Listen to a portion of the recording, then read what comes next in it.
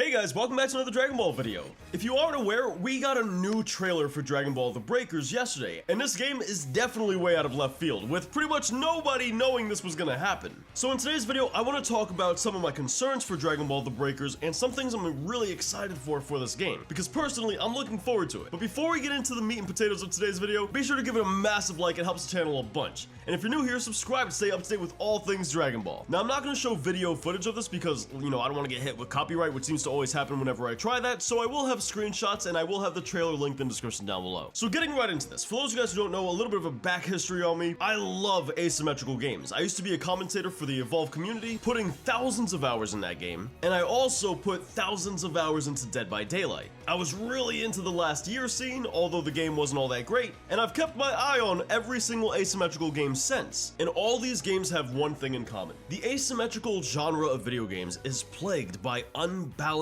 mechanics, and mechanics that really favor one side over the other. And this is something I'm really worried about for Dragon Ball The Breakers, because let me just kind of reflect on past games to show you an example. In low ranks in asymmetrical games, the killer tends to be really overpowered, with a disorganized survivor team, whether it's in Evolve or Dead by Daylight last year, or any of the other ones. Survivors scurrying around, not really understanding their strengths and how to play to those strengths, their weaknesses and how to avoid those and compensate for that, and not understanding how to work as a team. This lets the killer capitalize on all of the mistakes that each survivor is making it easy for the killer to go ahead and stomp these people out. On the flip side, once everyone becomes better at the game and you reach higher ranks, the asymmetrical genre really favors the survivor side, as now you have 4 or more adequate, really good players all beating up on one good player. This is something that we see time and time again in something like Dead by Daylight. And that's not to say that you can't win as a killer in high ranks, you certainly can without a doubt. And that's also not to say that in low ranks, survivors can't win either, you certainly can. It's just there's a lot of obstacles and hurdles you have to jump through in order to make that happen. So in Dragon Ball The Breakers, it seems as if you're gonna play as either Frieza, Cell, or Majin Buu. And that's gonna be your starting form, right? You start off in base form, and it looks like the objective is to go ahead and transform throughout the game, reaching your final form. And at the final form, maybe the objective is to go ahead and destroy the planet, maybe it's to destroy all the survivors. We don't know what the actual objective is. But presumably by the end of the game, if the killer wins, the survivors are all dead. That's typically how these things work. But from the survivor's point of view, in Evolve or VHS, the objective is to go ahead and actually kill the monster or killer. In Dead by Daylight, the objective is to get away and escape from the monster. But it does look like you're gonna have objectives to do before you can actually escape or kill the villain. Also, side note, I highly doubt you're gonna be killing Cell, Buu, or Frieza as normal survivors, but who knows. We also have another clip where we see one of the survivors activate Trunks' time machine, and a different survivor hops on board as well. This reminds me a little bit of the Friday the 13th game where you can hop into a car, other people can join you, and you can hightail it out of there. We see that Cell is actually charging up a beam, and at that point the survivors have taken the time machine and got out of there. Now during the trailer, we see Oolong get into a Saiyan pod, and it looks like the Saiyan pod isn't an actual way in order to escape the overall game and win as a survivor, it instead looks like a repositioning tool. As we can see here, Oolong's able to choose where he's gonna land with this red indicator on the floor. They do a couple of cuts, a little quick editing, and we see him land at those mushrooms he previously picked. It instead looks like you're actually meant to escape from the time traveling pod. Another concern I'm kind of having with this game is it seems like different characters have different abilities. We see Oolong go ahead and shapeshift multiple times throughout the trailer, but we never really see any of the other characters doing that. This tells us that different characters are going to have different abilities, and with these asymmetrical games, that typically means some of these abilities are going to be better than other abilities. If people are allowed to choose duplicate characters, let's say you can have 2 Oolongs in one game, then people are going to pick the character with the best ability, and that's going to be the only character you see in these kinds of games. Throughout the trailer, we see multiple times Cell goes ahead and shoots a beam down into the ground, causing a massive explosion that seems to destroy the city. It looks like you might actually be able to perform this as an ultimate, as we see the camera pans in a cinematic way around Cell, and you just have a normal landscape behind him, but as the camera pans in front of him, we get to see a bit of a damage area that's going to be affected by the beam. He's shooting towards Frieza's spaceship in a more desert-like location, and that entire area has a red glow about it. And they show us the same thing from a different angle where once again in the background you can see this red area of effect that the beam is going to end up taking out. I assume if you're in that area as a survivor, you're probably going to be, dead. Now, one of the major issues of asymmetrical multiplayer games is they tend to not have all that good of a progression system. With many asymmetrical multiplayer games having such a shallow progression system, you can literally complete it in one day.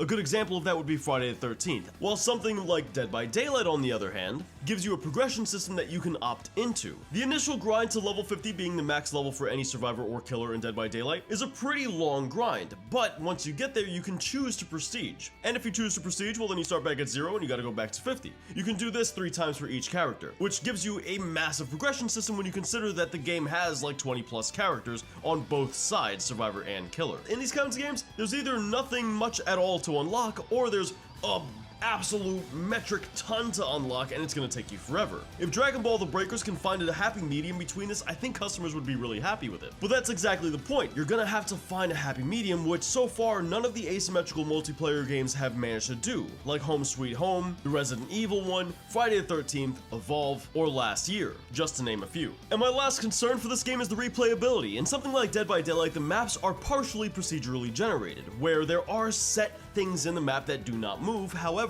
the obstacles around those things can change up in a vastly different way each time you play that singular map. While its RNG is a problem in of itself, it does lead to a little bit more replayability for these maps. In Dragon Ball The Breaker, it doesn't look like you really have much in the way of obstacles to defend against something like Boo, Frieza, or Cell, as obviously they don't really care about obstacles since they can shoot beams and fly around. But it does allow the survivor to actually hide, ducking behind cover or climbing the side of something. All of these things help to hide from the killer. And a little bit of variety, a little bit of randomness to where these things spawn, that way you can spice up the map a little bit, will go a long way to help Dragon Ball The Breaker. And this also goes for weapon spawns if they actually spawn and you don't have to craft them. If you gotta craft them, different story, but if they spawn into the map and these spawns aren't randomized, then people are just gonna memorize spawns, go there and bully the killer. You're not really gonna be able to defend against that. But typically in these asymmetrical games, you have a couple of maps, a couple of characters, and a lot of cosmetics.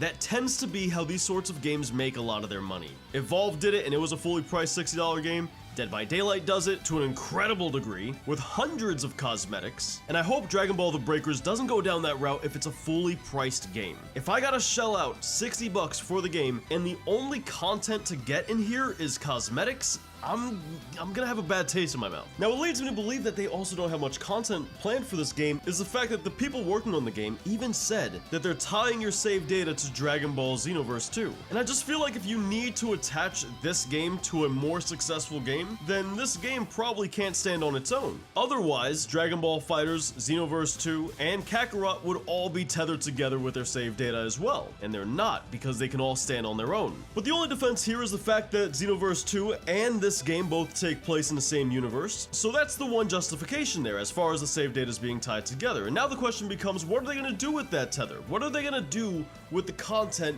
going from one game to the other? My best guess is cosmetics. They're probably going to go ahead and take the outfits you've unlocked for your CAC and move some of them over to Dragon Ball The Breakers. That way you can put them on the non-canon characters. That hasn't been confirmed, that's just a guess, but then if that happens to be true, and this is a big if that happens to be true, then what can we expect from cosmetics? If this is a fully priced game, how expensive are those cosmetics going to be? At the end of the day, my final wrapped up thoughts on this is I'm excited, kind of, but definitely hesitant. I'm only excited because I like asymmetrical games. If I didn't like asymmetrical games, I wouldn't be excited for this game. However, the history of asymmetrical games in general tells me that this game probably is going to die relatively quickly. And as a result, I'm very skeptical about this game. But this is just some of my concerns. Let me know what you guys think in the comments down below. If you've played asymmetrical games, how do you relate this to Dragon Ball The Breakers? I'm curious to see what you guys think about it, but check it out. If you enjoyed today's video, give it a massive like. And if you're new here, subscribe to stay up to date with all of the latest news coming out soon. And check out these videos next. Thank you guys for watching.